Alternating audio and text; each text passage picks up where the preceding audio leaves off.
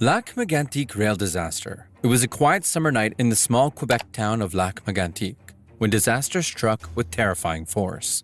Just after 1 a.m. on July 6, 2013, an unmanned 72-car freight train loaded with volatile Bakken crude oil barreled into the town at 65 miles per hour, more than 4 times the speed limit, before jumping the tracks in a fiery cataclysm. The resulting explosions were so powerful, they registered on earthquake sensors, turning the picturesque downtown into an inferno. Buildings were flattened, streets were flooded with burning oil, and a choking black plume rose into the sky. The train had been left unattended overnight by its lone engineer, parked on a slope just 7 miles away. But when firefighters extinguished an engine fire hours earlier, they unknowingly shut down the locomotive's air brakes, a fatal mistake. With only a handful of handbrakes engaged, far fewer than required, the 10,000-ton train slowly began rolling downhill, gathering speed until it became an unstoppable missile. By the time it reached Lac-Mégantic, it was a mile-long fireball. The human toll was staggering. 47 people dead,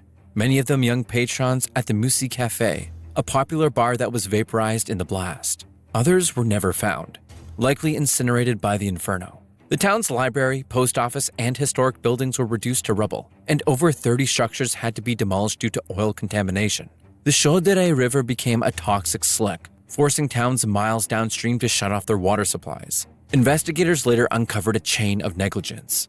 The train's operator, Montreal, Maine and Atlantic Railway, had a history of cost-cutting and safety violations, including using a single engineer to operate hazardous material trains. The .111 tank cars, known as rolling bombs for their thin shells, were prone to rupture, yet regulators had delayed upgrades due to industry lobbying. Even the crude oil itself was mislabeled as less flammable than it really was. East Palestine rail disaster. Imagine a small town in Ohio, East Palestine, suddenly thrust into the national spotlight. It was a cold February night in 2023 when a Norfolk Southern freight train, stretching almost 2 miles long and carrying a volatile cocktail of hazardous materials, went off the rails. 38 cars derailed, a chaotic mess of twisted metal, and soon the air was thick with smoke as several rail cars caught fire, burning for days. But the real trouble began when emergency crews decided on a drastic measure: a controlled burn of some of those cars. This decision, meant to prevent a potential explosion, released a cloud of toxic chemicals, including hydrogen chloride and phosgene, into the atmosphere. Residents within a mile's radius were forced to evacuate, their lives suddenly upended. What followed was a storm of questions and concerns. Why did this happen? Fingers pointed at industry practices, the pressure to move more with less, longer and heavier trains, and a perceived lack of investment in crucial maintenance. Whispers of a profit-driven approach putting communities at risk grew louder. Even the decision to burn the chemicals came under intense scrutiny, with the chair of the National Transportation Safety Board later stating it wasn't even necessary. The aftermath has been a long road. Over 167,000 tons of contaminated soil and a staggering 39 million gallons of tainted water have been removed from the site. Norfolk Southern has pledged over $115 million to the town, including $25 million for park improvements. They've also paid out over $22 million directly to residents. Yet, the scars remain. Lawsuits are ongoing, and a recent claim alleges that at least 7 people tragically died as a result of the toxic leak. The air and water may be deemed safe now, but the community of East Palestine is forever changed, a stark reminder of the delicate balance between industry and the well-being of those in its path. Tempe rail disaster. On a quiet February night in 2023, a train packed with laughter and leftover glitter from carnival celebrations turned into a steel coffin near the Greek village of Tempe. Intercity 62, filled mostly with college students heading back to campus, was supposed to be a simple ride home. Instead, it became one of Europe's deadliest rail disasters in 10 years. The train was delayed by an hour due to an electrical glitch, and that delay, combined with a single deadly oversight, turned routine into horror. A switch was left uncorrected by the station master. One mistake, one forgotten setting, and just like that, 2 trains ended up on the same track. The passenger train was flying at 93 miles per hour, the freight train 56. They collided head-on with a force so violent it shredded the engines and obliterated entire carriages. But the impact wasn't the only horror. An electric arc lit the spilled fuel, unleashing a fireball 131 feet wide and growing even larger. That while the fire didn't just burn, it incinerated. Inside the second carriage, which was the canteen, Temperatures soared to over 1,800 degrees Fahrenheit. People inside were crushed by the initial shock and then engulfed in the flames. Some passengers managed to escape through broken windows. Others were thrown into the night. Like 21-year-old Arzamus, he survived the blast but hasn't woken up since. Rescuers worked with cranes and bare hands, battling twisted metal in time. But as grief settled over Greece, anger took its place. Protests, vigils, and strikes erupted. The transport minister resigned, only to be re-elected 2 months later, an act many saw as a slap in the face. Whispers of a cover-up soon followed. Why did the fire behave like that? Some suspect illegal chemicals. Flammable solvents were on board. And if that's true, someone knew. And someone lied. Lynchberg rail disaster. On an overcast afternoon in Lynchburg, Virginia, April 30th, 2014, the quiet hum of life near the James River was suddenly shattered. A CSX freight train, over a mile long and hauling 104 tank cars filled with crude oil from North Dakota's Bakken fields, suddenly derailed. 17 cars jumped the tracks. 3 of them slid into the river, and one of them cracked open like a soda can under pressure, spilling nearly 30,000 gallons of flammable oil into the water. Then came the fire. Flames erupted along the riverbank, lighting up the dreary sky with thick smoke and a scorching inferno. The city scrambled. 6 blocks evacuated. Around 350 people rushed to safety. 20 businesses forced to shut their doors. And though it's hard to believe, no one was physically hurt. Still, the price tag began climbing fast. CSX estimated immediate property damage at $1.2 million. But that's not counting the environmental cost, which kept rising longer after the smoke cleared. The train crew, just 2 guys working their regular route from Clifton Forge to Yorktown, saw the smoke behind them, thick and angry, billowing from 30 cars back. They didn't wait to see what would happen next. They radioed in, jumped off the engine, and found a signalman who got them out alive. What caused it all? The train was moving cautiously, 24 miles per hour on a curve where 25 was the limit. Everything seemed in order, but the problem was buried in the rail itself. A hidden fracture. Only 5% of the rail's cross-section sat just inches from a repair done months earlier. This reverse detail fracture was like a silent ticking time bomb, born from years of wheel pressure grinding away at the inside of the railhead. And under current rules, it wasn't serious enough to fix in time. Moer rail disaster. It was just past noon on June 3, 2016, when a westbound Union Pacific train hauling Bakken crude oil derailed in Moer, Oregon. 16 cars went off the tracks near Highway 30 and the Columbia River, and within moments, the calm of the town was broken by a fierce fire that engulfed 3 tank cars. 4 others were leaking oil. The scene quickly turned into a multi-agency scramble. Fire departments and hazmat teams from across Oregon and Washington rushed in, 28 in total. The flames forced the evacuation of 147 residents and shut down Interstate 84. The rest of the town was placed on alert. The real concern wasn't just the fire. It was the crude oil. Rock Creek and the Columbia River were directly threatened. Containment booms were dropped in, and luckily, the oil didn't reach the creek. But something else happened.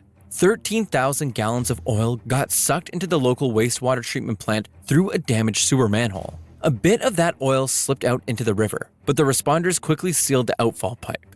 The EPA and other agencies declared no visible impact to wildlife, and no injuries were reported. By 2:05 a.m. the next day, the fire was finally out after crews used more than 2 million gallons of water and only a minimal amount of foam. Residents returned home by June 5th, once air quality was cleared and the wastewater system was patched up. By the end of the emergency response, 47,000 gallons of crude oil had either burned, leaked into the ground, or entered infrastructure. Cleanup included removing 2,960 tons of oil-soaked soil, installing monitoring wells, and launching groundwater treatment. Thankfully, Moer's drinking water stayed safe, but with political pressure high and cameras everywhere, the incident became a national symbol of the risk of transporting volatile oil through small towns. Katanga rail disaster. On an April morning in 2014, a freight train thundered through the dense landscapes of the Democratic Republic of the Congo, far above its safe speed limit. It wasn't supposed to carry passengers, but it did. Hundreds of people, clinging to whatever space they could find, even on the roofs, were packed aboard. Many didn't have tickets because in a system plagued by poverty and broken infrastructure, employees of the state-run rail companies often sold seats illegally to make ends meet. Others simply hitched a ride, desperate for transportation in a country where options are scarce and dangerous. The train was pushing 37 miles per hour, far past the safe 25-mile-per-hour limit.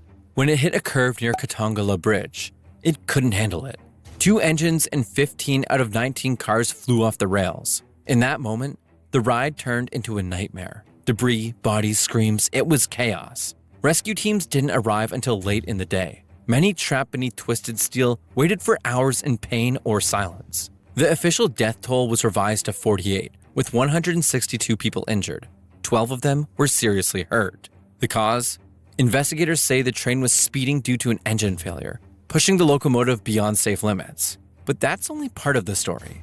The real culprit was a broken system, one still running on a colonial-era infrastructure, one where past derailments, like the 2007 disaster that killed over 100 people, are grim reminders of the cost of neglect. This wasn't just a crash. It was a collision of poverty, desperation, and a neglected railway system long past its breaking point. And for the people on board, a $0 ride turned into a tragedy worth more than any sum, one paid in blood, metal, and unbearable silence.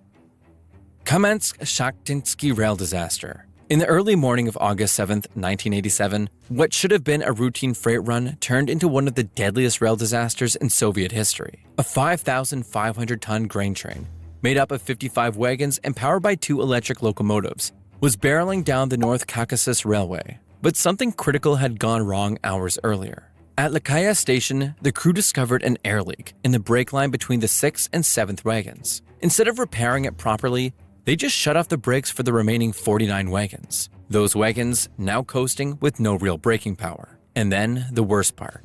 The crew switched shifts. The incoming crew had no clue about the isolated brakes. They did a quick brake test. It didn't feel right. But the driver thought, it'll be fine. It wasn't.